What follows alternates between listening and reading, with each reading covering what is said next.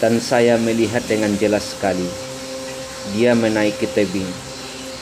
Matanya sebesar bola pingpong dan tingginya sedada orang dewasa.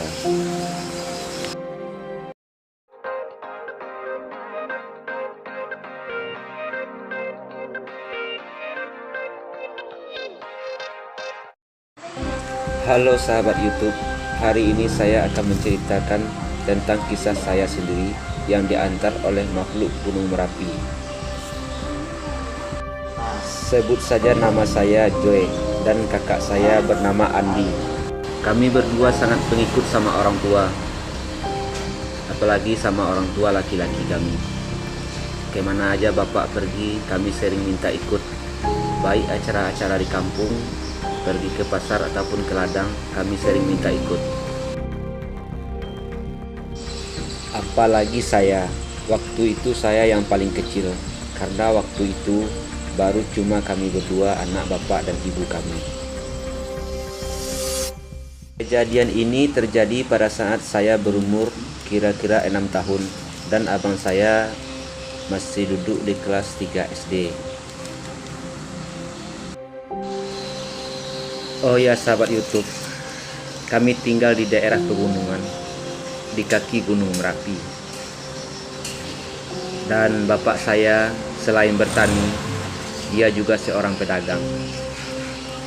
Kejadian ini bermula saat saya minta ikut sama bapak untuk pergi menjaga jagung dan kacang tanah kami di ladang, di dekat Gunung Merapi. Karena waktu itu kacang tanah itu udah hampir panen. Jadi orang tua kami takut kalau tanaman kami itu dimakan oleh hama babi hutan. Sebenarnya bapak tidak mau untuk mengajak saya, tapi karena saya ngotot dan menangis, akhirnya bapak terpaksa membawa saya.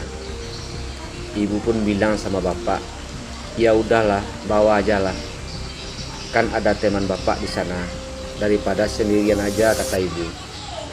Sebenarnya ibu juga udah terpaksa bilang seperti itu, karena saya nangis terus, ngotot minta ikut. Mendengar orang tua kami bicara seperti itu, abang saya yang dari tadi menyaksikan, seakan dia dapat poin untuk ikut juga, dan akhirnya kami berdua ikut sama bapak. Posisi ladang kami letaknya paling ujung dari ladang-ladang orang yang lain. Yang jelas sehabis ladang kami itu, yang nampak cuma hutan lebat dan kayu-kayu yang besar. Jarak ladang dari rumah kami sekitar 2 kiloan. Makanya bapak tidak mau membawa kami sebelumnya.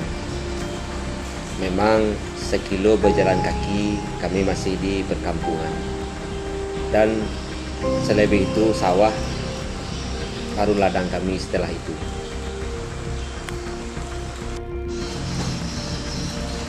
Singkat cerita, akhirnya kami berangkat sekitar jam 5 sore dengan perbekalan yang sudah disiapkan oleh ibu. Kami sampainya hampir gelap, tak tahu entah jam berapa waktu itu. Setelah sampai di sana, kami langsung masuk ke gubuk dan nampak bapak lagi memanaskan air untuk membuat kopi. Lalu kami keluar gubuk, memetik jagung dan membongkar kacang tanah untuk kami makan nanti malam. Setelah malam, kami memasak jagung dan kacang tanah yang kami ambil tadi sore. Dan saya sempat berdiri di jendela sambil makan jagung dan melihat-lihat keluar. Tapi cuma sebentar, karena di luar sudah begitu gelap sekali. Tak tahu entah jam berapa waktu itu. Lalu aku kembali duduk di dekat abang yang lagi asik makan jagung sama kacang rebus.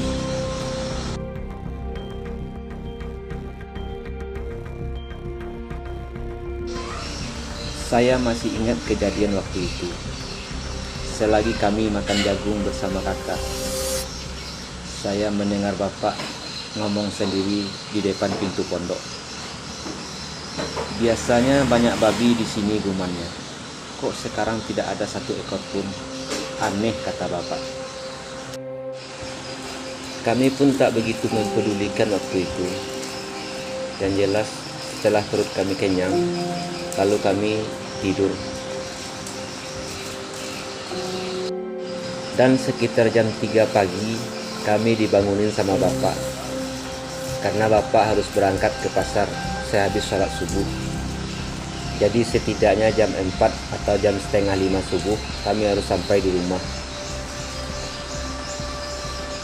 Dengan malas aku dan abang bangun.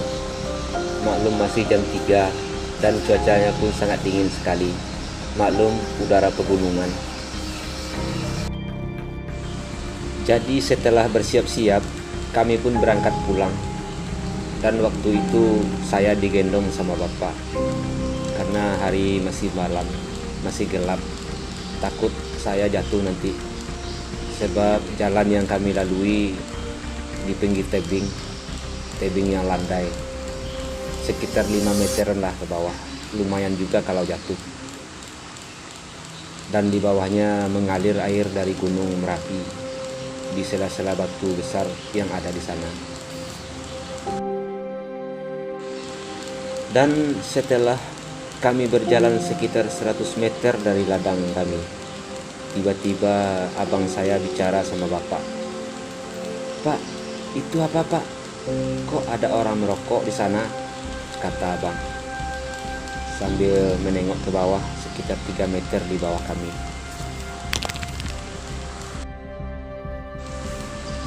Saya pun melihat ke bawah.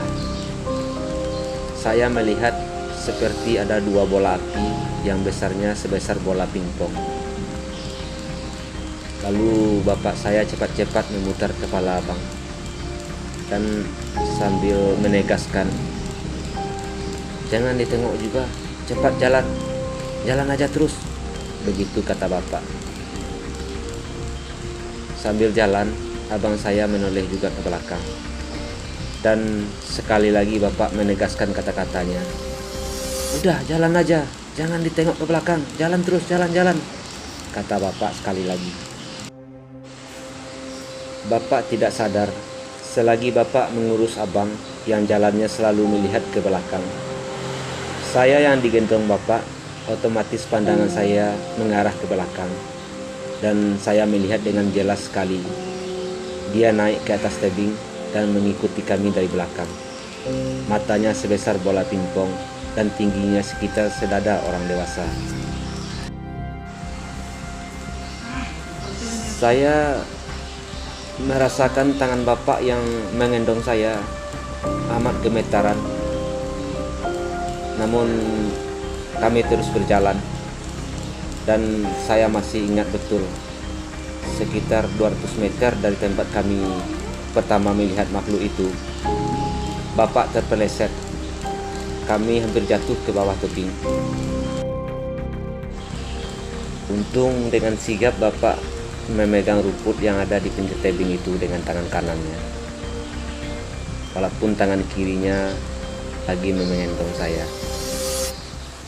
Sementara senter yang ada di tangan kanan bapak terhempas dan tak mau hidup lagi. Dan lalu bapak mulai bicara lagi sama abang. "Hati-hati anak, lihat-lihat jalan, senter kita rusak," kata bapak. Sambil jalan, bapak terus coba memukul-mukulkan senter tersebut. Dan tidak lama setelah itu, akhirnya senter itu hidup kembali. Dan saya yang di atas gendongan bapak masih terus melihat ke belakang. Dan saya melihat makhluk itu masih terus mengikuti kami. Mungkin jaraknya dari kami sekitar 7 meter paling jauh. Selain tangan yang gemetaran, saya juga merasakan keringat mengalir di pundak bapak. Namun bapak masih kelihatan tenang. Mungkin bapak menyembunyikannya dari kami. Dan saya masih terus menengok ke belakang. Dan saya masih melihat makhluk itu masih tetap mengikuti kami. walaupun samar-samar, namun jelas perawakannya tinggi besar, berjalan perlahan-lahan mengikuti kami. Akhirnya sampailah kami di perbatasan hutan tersebut, dan tampak cahaya lampu dua buah rumah penduduk yang menerangi sawah-sawah di sekitar rumah tersebut. Tidak banyak rumah di sana, karena itu adalah rumah yang paling ujung yang ada di kampung kami. Dari atas tebing, kami mulai turun menyeberangi sungai kecil tersebut. Dan saya melihat makhluk tersebut mulai berhenti mengikuti kami.